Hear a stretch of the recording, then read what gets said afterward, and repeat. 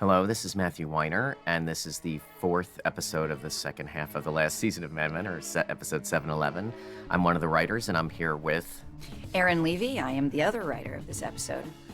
So, up to this point, we have had a time jump, obviously, in between the two halves of the season, but what we are dealing with now is that Don has had previously to forecast what the future of the agency is for, and it sort of creates a problem. We ended the previous episode with him leaving his apartment. And as we recall from the opener episode Severance, Ken Cosgrove has gone in-house at Dow. You have to taste it. And the point of this scene was basically... He is ordering the finest of wines, and he is basically doing what he said he would do, which is give Pete a very hard time. Right. And you can talk about this bottle of wine. You did a lot of research to find it. I mean, it's a Chateau Margaux 1953 or something insane. It's like the best wine ever made or something. Yeah, actually, Allison Mann, our research person, found it the best there is. And Ken has a little pretense with it, and what we see is that Pete can't win, and Pete's really having to eat it, and continues to be an account man, right? Yeah, and Ken is very much enjoying being on the other side of this. And then, of course, Don shows up, and whatever Don says goes. We realize that a big part of Ken's relationship with the agency, and everybody's relationship with the agency, is that Don makes things happen. People want to work with him, and they want to listen to him. But also, Ken's partially toying with Pete as well. He just immediately says okay the first thing that Don says, which isn't much. Good evening, Mr. Draper. And we've started this thing. This is Carrie Audino as the voice of Joanna, Don's messaging service. What's the message? And we find out that he's actually gotten a message from Diana Bauer, who is named after a friend of Erin's. And Diana, the waitress, of course, has called him twice, told them not to give the message, and they've accidentally given the message. I love this when we do this on the show. We get the exposition out, and it's a mistake, because you're like, how would he ever hear this, right? And, of course, he wasn't supposed to. Will you let Right. me know? I'll pick up my own calls tonight. So now it's all he can think about. Good night. Diana, the waitress, of course, ended badly with her rejecting him and saying that she wants to deal with her own grief without him. And here's another way that we got out some information because of an error. Right, exactly. Responsible for paying our lease. He was not supposed to get this letter. He's not supposed to read it. She immediately blames Dawn. She blames her. And In here. story's underway. Joan! All we know is that their lease wasn't paid. Don't do that. You're gonna have to fire Dawn. She didn't pay the lease.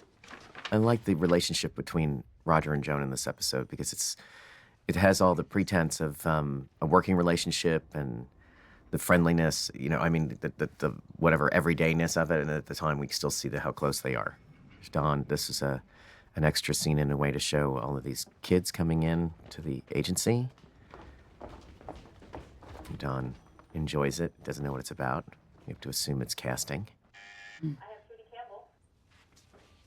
And we have to check in on the relationship. And I mean, Pete has his own story here, but... Frankly, not good at all. Sorry, I love watching them together. And Trudy, they're going to have this scene later in the episode, and we went out of our way to make Trudy look as terrible as we could make Allison look here. No makeup, hair in curlers, horrible house dress. And my feeling was that when she was all spruced up, and Janie had already showed me the outfit for when she was spruced up, so that it would just really pop. And their relationship is kind of more spoken than ever, right? There's less subtext in it. They're divorced. She wants to involve him to solve her problems. He is not. She's a pain. I didn't Right? want to involve you at Right. all. Well, from his side, she's a pain. I'm sure from her side, he's a pain. She's asking him a simple favor. In this half of the phone conversation, which John Slattery is great with, is half a phone call with some baloney and the turn, of course. Someone at McCann Erickson gave notice in writing. And it's important to know that Don has the two secretaries, Shirley and Caroline. And Dawn has taken Joan's old job, so she is the one who's sort of responsible for it. But this is really, really bad news. Right. And Roger has the two Roger has the two secretaries, sorry. And Joan does the usual thing of like, let's not let the rumors out. And the rumors are a big part of this story also. Right. I'll get Burke. There's only these 5 people who know what's going on, so it's obviously not Joan and Roger who are letting any of this out.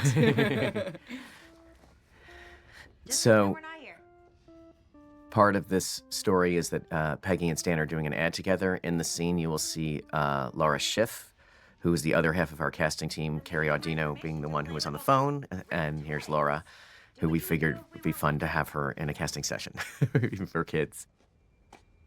And That's what you do. basically, there is something going on with these kids in the episode, as we'll see when we get further into it. But part of this scene in particular is to show that Peggy really isn't good with kids, that she treats them too much like adults. They all have their own toy. And actually, that Stan is good with them. Like a battle royale. Just throw it in there, last kid standing gets the gig. It would work. I think that this reminded me a little bit when we were writing it, even of the scene. This episode in particular references a lot of what's gone on in the show. You, of course, wrote Shut the Door, Have a Seat, which is related to this very directly. And then the first season finale where Peggy does the casting session with the radio thing. You just see that she's more oriented towards the work, and she really isn't that good with talent, which is tough when you're trying to be a producer or director. But it also kind of shows her willfulness about her ideas. We also had set up that when they sold to McCann that this was, a lot of money but bad news. We saw them fire Ken. We saw them treat Joan and Peggy badly, but we really don't know what the issue is. And here what we have is what the issue was. Right. Go ahead. And they were at least supposed to still have their offices and a bit of their autonomy. Right. And now, Why? And that was based actually on a real agency, this agency Marshock that they owned. that McCann owned. Yeah, McCann owned, and was actually in the Time Life building, one floor above our fictional agency. That's the one with We're bringing you home. Did it not turn out that when we expanded above, we actually went into Marshock, or is it I know, above no, they're this- even that further, one? they're even higher up. But I love that this is a great way to sort of dissolve the conflict. Paul Johansson, who plays Ferg here, is basically saying this is good news. Roger knows it's inevitable, Planning this all along? and you're reminded of all the times when they have lost their autonomy and what it means. And here you have a moment of closeness between Joan and Roger. They care about the company. What do? Reminds me of when he lost Lucky Strike, right? Right. And it feels final this time because you've signed a contract. They're all under contracts with these people. What could they possibly do? Right, they have the contracts. And I love this insinuation here of backstory, which is that We're not disturbed. she told him to tell everybody, and he just went in to have a drink with Don. So she had to get everybody. And of course, Meredith is not going to hear about this. The meta story here is that these people have been following their own, solving their own problems and really not thinking about the hundreds of people that are involved in the agency. Theoretically, they are, but they got a lot of money, and they're really just worried about their own contracts. I'd love a new view. And No, Pete, I don't think that's Pete doesn't really seem to have a problem with this, and neither does Ted. SCMP has conflicts. That's why we exist. Don't you understand? We don't exist. Our rent is too high. And this, of course, I think reminiscent of the other times that they've lost the agency, deliberately, right? Yeah. We kept talking about how this episode would feel like one of those episodes, like The Caper, where they're going to save the agency, and then, of course, it would have a different result. You have this horrible moment beforehand and then the energy of the caper, Right. Yes, you did. which, of course, they'll get there. But After all that, this is Jim Cutler wins. actually the last All that of cash, Sterling no Cooper. McCann. And there's a moment to tie up Jim Cutler's story if people were wondering what happened to him. He obviously got a lot of money and went out on a boat. Knock it off. And Pete Got a meeting still with Jim Hobart is mad at tomorrow. Ted He's got about to- everything, his lack of ambition or something. Keep it in this room until we And- get orders. Yeah, Cutler got a lot of money but didn't have to work at the agency because no one wanted to work with him. So he got all of the same benefits without having to have a job. That explains the forecast they wanted. And Don's forecast thing was really them writing their own obituary. Right, figuring out who they want to take and who they don't. Exactly. This great cue. indicating the seriousness of it. And this is actually a callback, this cue to, I think it's The Rejected, where Pete and Peggy sort of look at each other, and he's becoming part of the establishment, and she's a young person moving off. It was not coincidence that she would be being hugged by a child when Pete saw her. And the staging of this scene was, again, supposed to be reminiscent, just in the physical composition of the scene where he told her about wanting to kill a deer from season 1. I like that we're, again, harvesting the relationships and not pretending that they don't exist. And getting across the idea that it's been sort of one of the false premises of the show that these people would work together all this time. When in advertising, people are constantly getting new jobs. And when Pete says, I've never worked anywhere else, it's kind of an unusual thing in that business. It's like in television, like, you only worked on one show for 8 years. Is that possible, Erin? For 5. What I also love about that is that Pete is usually in the authority position, and it's this moment where Peggy actually has more experience than him because she has worked somewhere else. Right. That's true. And I also like that he's sharing the news with her out of, I think out of love.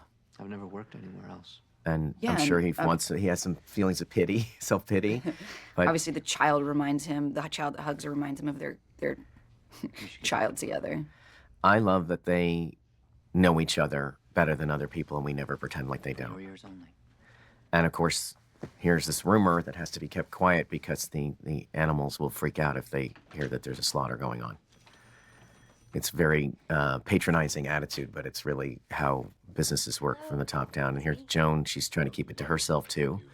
I love how many people get told, don't tell anyone, and then everyone is telling someone else. Because you would, right? And this is a great accomplishment of sound, costume, sets, everything to establish Richard in his office right away in California. Know exactly what he's up to. And we all thought this was really romantic, the way he says, we're going. I'll be there in a second. I didn't know you were coming. Lisa, get me on the red eye to New He York. really does love her. Now you know. But everything about that. There's even we decided he was down somewhere in the bay, like in Playa Vista or something. That there would be like sea sounds and stuff. Melanie called. So Don is in his refuge, right? His brooding thing, cancel everything. And Meredith is again getting indications that something strange is happening, but nobody is telling her. Right. And everything, Stephanie Drake, the way she walks, I think the shoes are too big for her or something. She just is such a comic foil for me. But I also believe she's a real person. She has a really inflated sense of her importance, but at the same time, it's not that inflated because she really is the person who knows him. And here we see somebody we haven't seen since Joan went out to visit and met Richard, which is Lou Avery. And we thought this would just be, this scene served two purposes. One, to just add irritation to Don, at his lowest moment. And then, of course, it gives him an idea. You want to talk about shooting the scene, though? I wasn't there for this. When did they tell you? Weeks ago? Shooting the scene was actually very easy because I think it's I think the actor just really took to it, and he nailed it every time. And Jared, who directed this episode, knew that it could be big, that he would really be relishing it. And in fact, we have a T-shirt every year with a quote on the back of it, and the quote came from this scene, which is, "Sayonara, my friend. Enjoy the rest of your miserable life." I just remember with the editor, Tom Wilson cut this episode, that we were debating how, because he did a variety of gigantic laughs after he hung up the phone, and I was like, do people really do that? And he's like, please, this guy does. Alan Havey, really. Look at him. And I love the idea. Scout's Honor started off as a joke in the room. It was pitched by Janet, and then it just became bigger and bigger. It was the reason for the conflict between he and Don, between he and the guys, and now he's actually sold it.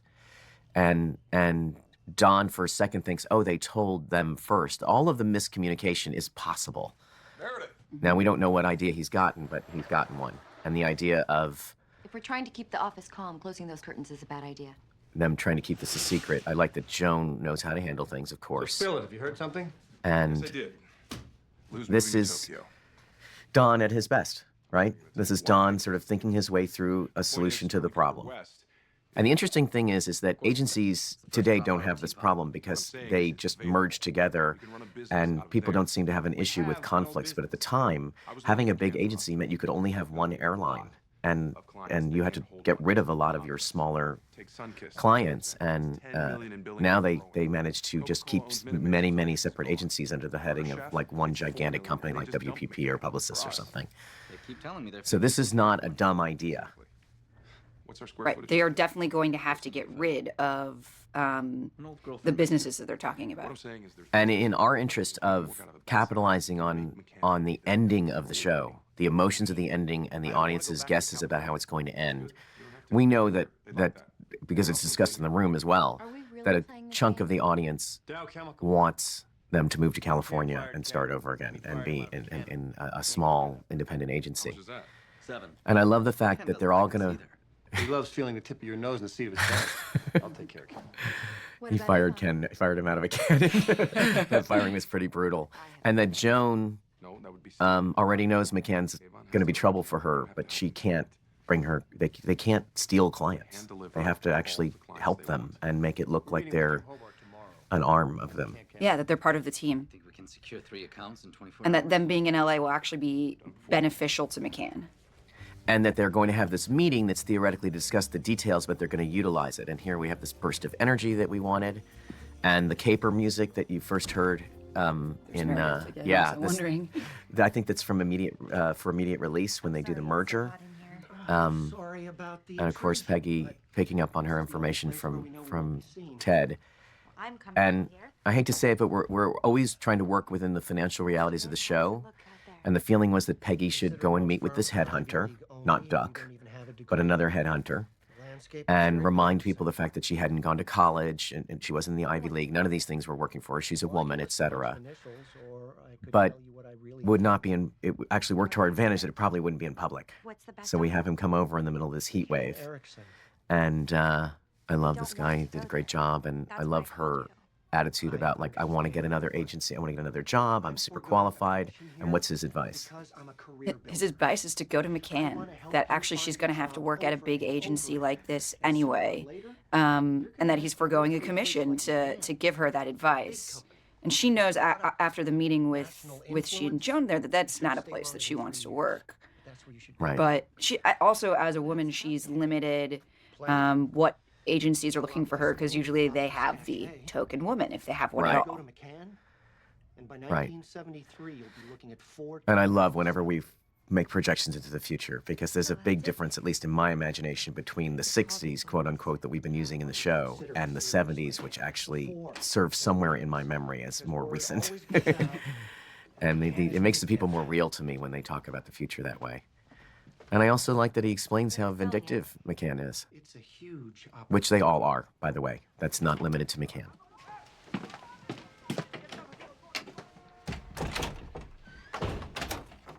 So she did not hear what she wanted to hear. Come in. Glad you could make it. Meanwhile, I feel like a spy. You look like one. So they're having all of their secret nighttime meetings with their clients. and we've seen them do this before. Remember Pete in his Rolodex and shut the door, where he was just trying to, like, I got to secure all these clients or I'm not going to be part of the new agency. And so they're going, and we love that this secret meeting was Pete and Roger putting the squeeze on Ken, who we know has all the cards. Yeah, I'm not going. And I remember you pitching that line. I'm like, what would he say? What would he say? He'd say, I'm not going. Who've insisted on it? And we assume that he had a chance to leave many times since he's been in charge of Dow, and that Don is the person that kept him there. So, Conflicts. Tell your superiors nothing's going to change. and I love that they're giving this hard I sell, know I always come at you guns blazing. and they've got that fancy wine, To them, I'm still the new guy.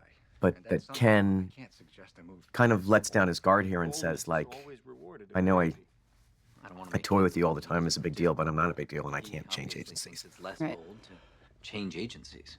You're wrong. Dow will be thrilled to finally have all their accounts at McManus, John, and Adams. And McManus, John, and Adams, which You is, know that we know this account what is it? inside and out, and we have Don Draper. MJ, they used to be known as McManus. We didn't just call it McManus because we didn't want it to be confused with McCann. Yeah. If that doesn't sound advertising enough to the experts out there, there's a reason why we said the whole name. I fantasized that one day. And we always had this idea that he would And Pete, well, you're not exactly play with the idea if he's going to do it or not, right? Yeah, that it sounds like he's actually going to say yes. The way that he's, like right here. No. And then it's no. And he enjoyed it.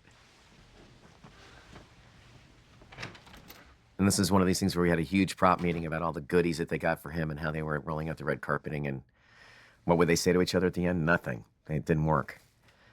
And here, again, in the moment of crisis, as they're trying to plan it, Ted is doing the letter set here, which is a big part of advertising and all graphic design until probably the computer really took over in the mid-90s. In fact, the box of letter set that we used is actually something that was bought at an auction and I think belonged to Doyle Dane or something like that. It was from an ad agency. But here's really where we find out what happened in Ted's life, right? And it's done in a very condensed way, but there's something more important actually in this conversation too. You want to, about the theme of the episode, sort of. Oh yeah, this is another one of the moments. Well, I guess actually maybe it's the first moment so far in this episode where we are pointing out that everyone has somebody in their life except for Dawn. So now we find out that Ted has this new woman. Pete's obviously already doing things for Trudy, and it'll all come down to this moment later on in the bar where everyone has somebody to go to but Dawn. And that Ted doesn't want to leave.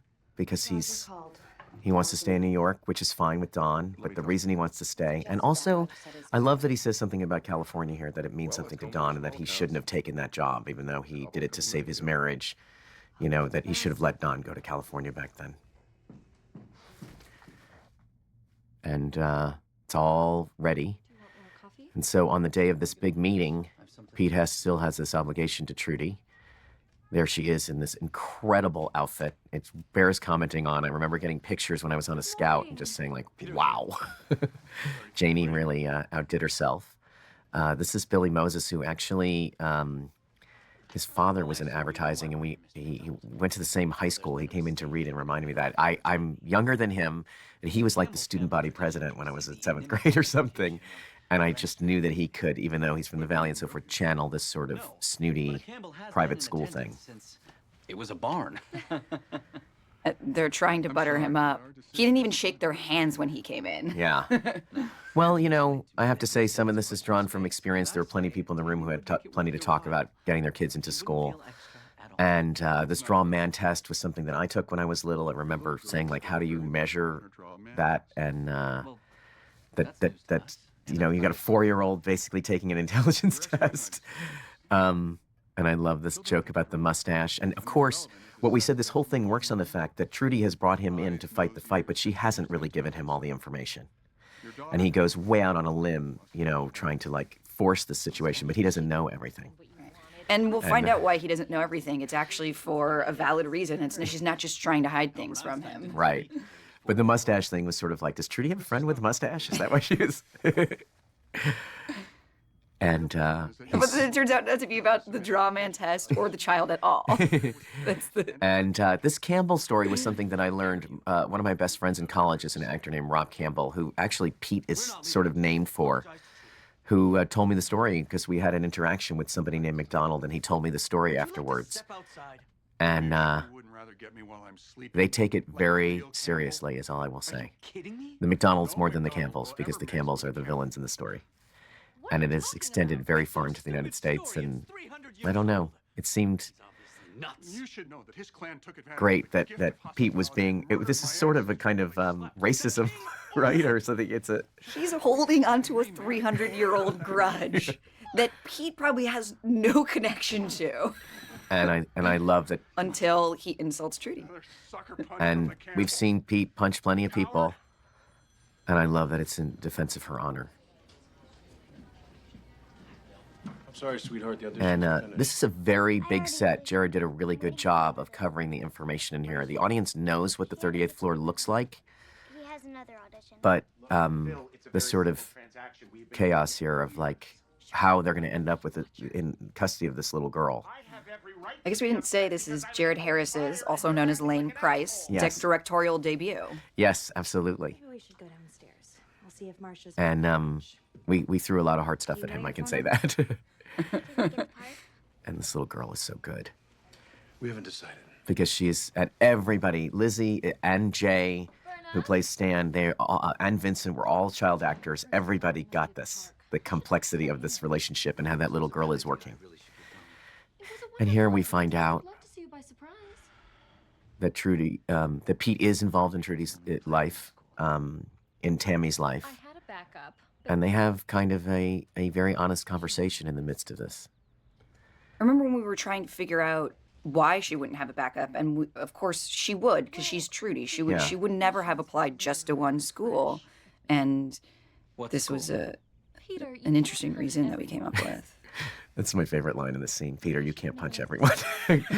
No one has told Pete Campbell that in the history of the show. He's never been shy about it. He's always ready to fight. I don't want to hear this. I love this set too. Their country house. It's Dan and Claudette also. The decorations, everything. That big brass, copper mantelpiece. There's also That is not true. a part of the scene too where like Pete always wanted to stay in this city. He never wanted to move out to the country. Trudy always wanted to move out to country, and now she is regretting having moved out there because Right. she, as a Well, he divorced ruined it. woman, Yeah. yeah, but also she's getting hit on by all of these other men who are like husbands who are in relationships, and she hates it out there now, and he hates the city now, so it's reversed. Yeah, and I also love that. Yeah, I know he says the city's a toilet. I also love that there's an intimacy about that what they admire about each other. Not now. You know, he says your beauty is eternal, basically, and she says you never take no for an answer, which With a difficult Secor lacks. And we had to get in one more joke. Well, they are always the linchpin for accounts that they need, and here the music of the caper sort of increases. Which David did very well. I love this sort of hinging camera move of them all going into this big meeting, Hello, Susie's office. How may I help you? and everything looks like they're going to pull it off. Okay. We got 3 boys, And girls. Top picks. Now they're choosing who is going to be in this commercial while a girl that auditioned for them is at the desk. While they're sort of babysitting. yes, and Peggy, of course, is distracted about the news she got. And So Roger told the partners, Pete told Peggy, now Peggy's telling Stan. right, That won't be a problem. and he reveals that he and Elaine are not together anymore, and that they're getting swallowed up by McCann again. What happened? This, of course, is what could go wrong in an office. My sister stapled her thumb. I guess all I can tell you. And we had a big discussion about if it was possible or not. And I can tell you, it is possible. And this conversation, of course, has a subtext, which is that She stapled her finger. Peggy Susie, feels can you go guilty. And I have to say, some of this is a reference to the fact that all of the times that we did casting on the show, we were always running late, and people were really mad. And I always felt guilty about it. But I did want to spend time with each person who came into audition. And you sort of, at a certain point, realize, feel guilty about the power you have in that situation. You just left an 8-year-old at a job interview? This is her favorite thing. She loves it. And I bet you love cashing her checks. Peggy. You do what you want with your children. I do what I want with mine. We decided that was the worst insult that you could say to Peggy Right. because she doesn't have any children. Yes. Or she does, and they're not hers. Fuck her. And there's her reaction, the most professional. That's a big shock to everyone, including Marcia. Jill does a great job playing Marcia there, who's sort of trying to maintain normality. And then we know that hit her hard, and especially with Lizzie's reaction to it. And this is what we wanted, a little behind the scenes. We built the McCann Agency, which was a huge effort. And Want to get everything ready. For what? Gentlemen, would you please... this is a conference room that's sort of reminiscent of the old Sterling Cooper, but very much the way our references of McCann were. You see that? We could use some manners around here. Yes, they could. discuss everything we can. And here's Dawn in his power suit. Janie did everything, and we did everything in the conversation of the camera and so forth to show that this is going to be a classic Don Draper save the day pitch. And we don't really know all the details of the plan, right? And we were debating how far he should get, to sort of pull the audience into the fact that they're going to be wowed by it, right? What if we could service those? And it really does feel, I mean, John always does an amazing job with these pitches, but like the what he's saying and the way he's saying it feels very powerful. Like they're going to succeed. Right. And the great thing is of course, Richard and Green, who plays Jim Hobart, they've read the script and they know what their attitude's supposed to be, and he never seems interested. But this interruption was supposed to be kind of cosmic, right? This is a catastrophe. No one's ever interrupted Don on one of these things, except for even Conrad Hilton let him finish. So Ferg's being sent out of the room so that this can be had privately. And we love the staging of one person on one side. Profit, all costs covered. That you don't have to lift a finger to earn. And this is a really great business proposal too. We made that sure, like $250,000 in profit. That's not billings. Yeah, we were ourselves actually figuring out how much everything would cost, how much these companies are. So what they're about to pitch, we had to actually figure out as if we were going to pitch it. And I always talk about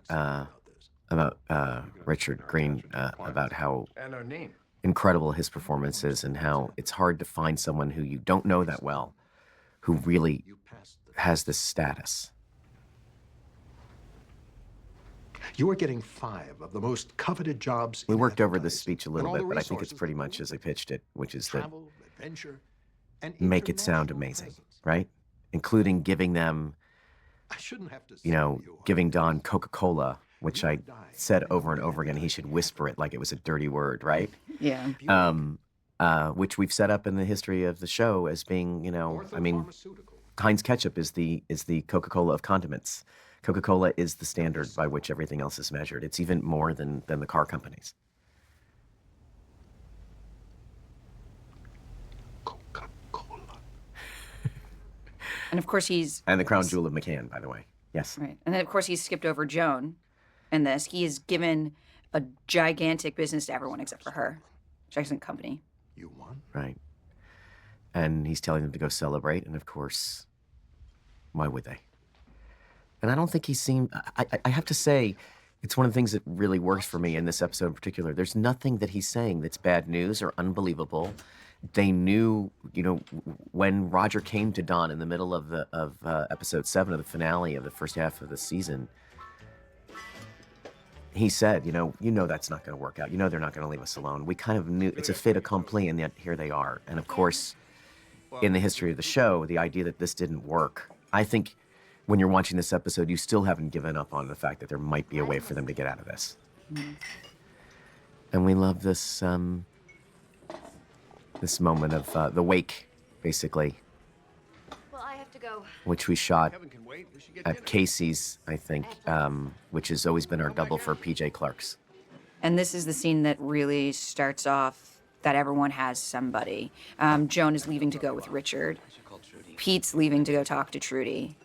The other two are going to stay, but obviously, as we found out, Ted has a woman, and we'll find out a bit about Roger. Yeah, exactly. But I like that Roger Don't be a baby. sort I'll of see you tomorrow.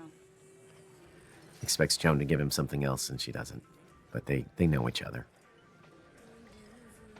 You always get to have the business relationship and the personal relationships in the way they are in real life, which is that at certain moments of vulnerability, you get to, the history comes out, whether it's Pete and Peggy or Roger and Joan here. You never worked at a place this size, have you? It's got a lot of advantages. You never saw the old Sterling Cooper. It was mammoth. Not like this. And I love it. You're happy about it. That's okay. Don says, I understand. I'm relieved. Don remembers the other agency. And there's some truth to that. They're going to go to a big agency. They don't have to have the weight of the entire thing on their shoulders. Japs are gonna eat him alive. Can't forget Lou. And yet at the same time, Don thrives off of that, having the weight on his shoulders. Yeah, he does. I love that we got to put Pete and Joan in a cab together. Yeah, we like the idea that he's sort of trying to get solace from her, and she's too worried about herself. But of course, you know, they have, despite him pimping her out and everything like that, their business relationship is very respectful. Can't believe I just said that. It's true, though. He's always that treated her. one moment. Yeah. I mean, it's not Harry. He's never, like, said, oh, she's just a glorified secretary. He knows what she does. And he knows that she, even when she took that account, that she is the makings of an account man. They don't know who they're dealing with. He actually does respect her. Mm-hmm. And he says that, and she doesn't believe it.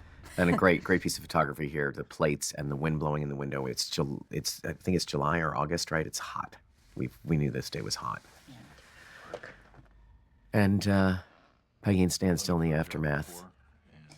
There are so many reversals in this story where he doesn't know why she's in such a bad mood when they're looking at the kids' headshots, and it turns out to be about the company. And now he thinks that she's thinking about having to move to McCann, and it turns out she's thinking about something else. Yes. And of course, this is a huge scene that took a lot of effort, because the idea is she should never lose her anger in a way. And she's feeling defensive, and she's speaking in a hypothetical way about herself, and I love that Stan gets it. And I remember going over this scene together, writing over and over and over again to make sure that it was clear that he could surmise from what she was saying, that we weren't just helping each other through the scene.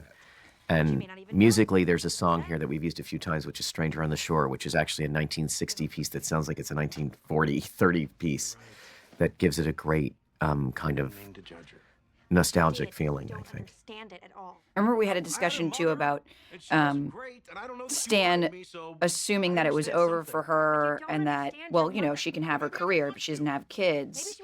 And he never would think that about himself. And she points that out to him. Right. You're in the same position that I'm in.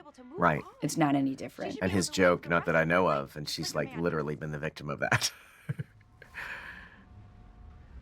And Jay is fantastic here. You're right. This cue was also playing actually when in the bar where Betty meets a stranger at the end of Meditations. And also in a bar with Arnold and Dawn in the first half of the season when Mitchell's going to go to, might have to go to Vietnam. It just, to me, it showed that there was a group of people and a public interest that was already not wanting to be in that time, even though it's written at that time. Her performance here is when she reveals that it's her and she starts speaking in the first person. And I love what she says, too, because it is the purpose of it. It's not just a justification or rationalization. It is really what it was about. But it obviously bothers her. And we knew that we needed her to voice this, how she actually felt about it all these years. And to tell Stan. Yeah. And it specifically needed to be to Stan. Supposed to know. Or you can't go on with your life. In the progression of their relationship, this information had to be shared.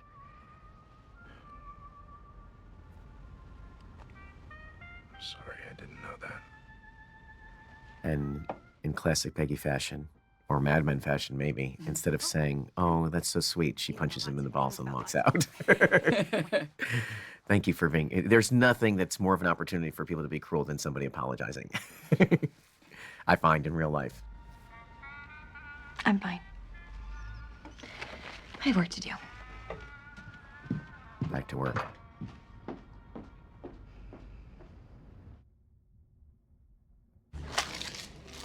You know, And again, another reference to the past. We've had a bunch of scenes of Dawn and Roger in this exact bar set having their sort of intimate moments. It's a hot summer night. They're defeated. No more Sterling Cooper, but no more Sterlings. Margaret is the only daughter of an only son of an only son. All that's left is a mausoleum at Greenwood. Roger's feeling his legacy slip away. What's her name? And I love Greenwood, too, in Brooklyn, which is a lot of old New York families there. And I always envied that. Roger admitting that he knows that Dawn is not the same class as him. In another lifetime, I'd have been your chauffeur. And you would have been screwing my grandmother. You have somewhere to be? I'm afraid so. Tell her to join us. She wouldn't like it. Yeah, this is... You wouldn't like it. As this information comes out, we were like, he has to find out. And there was no reason for him to find out. We were always like, it's not that scandalous. It doesn't mean anything in a weird way. Megan's not going to tell him. Marie. And then Don finds out that Megan already knew, which of course he assumed she didn't. Right. That's what he's terrified of. Megan knows she's fine with it? What? Yeah. Just warn me before you tell Megan I want to leave the country. She knows. Why didn't you tell me? I wanted to make sure it wasn't going away. So this is a meaningful She's thing. crazy, you know. When I married my secretary, you were hard on me. And this was something that was always hanging over the entire show, that Don really had done the exact same thing that Roger had done. You know what? And With he had Megan. embarrassed And he was- him yeah. about marrying Jane. And then Many went ahead times. And, yeah, married Megan. And this, of course, You are okay. is something he's heard Don say a lot, not just in the pilot. Now Don's alone at the bar. Right. And so Roger has Marie, Pete has Trudy, sort of. Joan has Richard. And where does Don go? And Ted has his significant other. So there's that That- phone call that was at right. the beginning of the episode. Can I help you? And I love this. We cast these two guys, and it really created an instant Can I- world. Do you know this guy? I've never seen him before, I swear. No, I was looking for Diana Bauer. She Don has stepped into someone else's story. Well, we just moved in. Do you know how to reach her? She And lives by with the her way, manager. The manager told us to a sell. deliberate decision to show somebody flamboyantly gay. This is part of the period. And yes, they're in a flop house in Times Square probably, but the idea that this is an open relationship an openly gay relationship that is something that we basically in Don's world doesn't exist. And times have changed. And now we've seen the information. Well, they both knew the information, but now they're talking about it where maybe someone couldn't hear. Right. And it's filtered all the way down to the underlings. Meredith, we should put a bell on you. Good morning. And this is this power structure about, all of the drama that's going on at the top. There are hundreds of people's jobs that are going to be thrown away. Nothing from you. And I love that she calls him on this. We were like, she has to put her foot down. Meredith, sweetheart. He has nobody, and she points this out, except for her. And he's totally acting like she doesn't matter. I'm not going to have an apartment. Do you want to lose me too? I was going to tell you today you were coming with And me. he's totally condescending. No, can I get some Alka-Seltzer? No. It is not a normal day. Everyone's living in a fright. Yeah. Get Mr. Sterling on the line. It's funny, like, he is condescending throughout the entire scene, but she's right. Yeah, absolutely. And she's a right she's to be mad. Yeah, we know she's right. And this, of course, while Roger is theoretically gathering the troops, Stan and Peggy have this conversation where they, as usual, share their intimate feelings on the phone call, even though they're 3 doors away from each other. And this harkens back to the time that she was at CGC and he was still at Sterling Cooper, and they would talk on the phone all the time while they were doing their work. Yeah. I think they've done it a few times, actually, not just here. Not just there, I mean. I think there's some episodes in between. It started there. And she's going to go. And he's coming with her. And they don't want to go up there and hear the announcement. I like that. And here's one of these massive scenes that's hard to pull off with everybody at the agency in one place. And the point of this, of course, is that Don's going to give his big, inspiring speech. Yes, they've lost the agency. Don's going to do what he always does, and everybody's going to rally. President Roger Sterling would like to say a word. Now that they're telling We the know this truth. news may come as a surprise, but McCann has assured us the transition will be as smooth as possible. As soon as the information comes out, there's a rumble. This is really an incredible piece of editing, I have to say. Jared shot it in a way that covered the scene, but the sound work, the sound people did a great thing of creating the idea of panic. We didn't do this. And what Roger and Don is saying is not important. What's important is that they're being ignored by the crowd. Hold on. This is the beginning of something. which is how the entire season started, with Freddie saying that. And of course, it is the end. And I love the shot.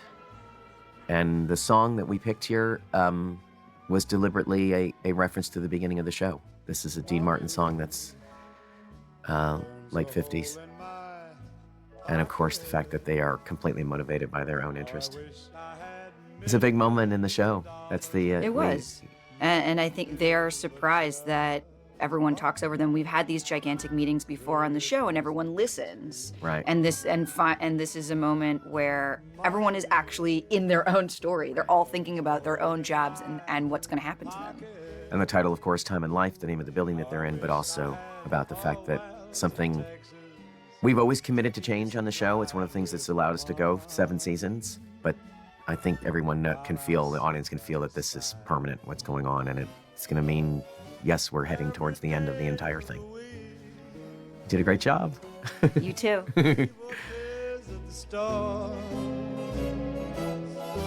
All the beautiful things you see.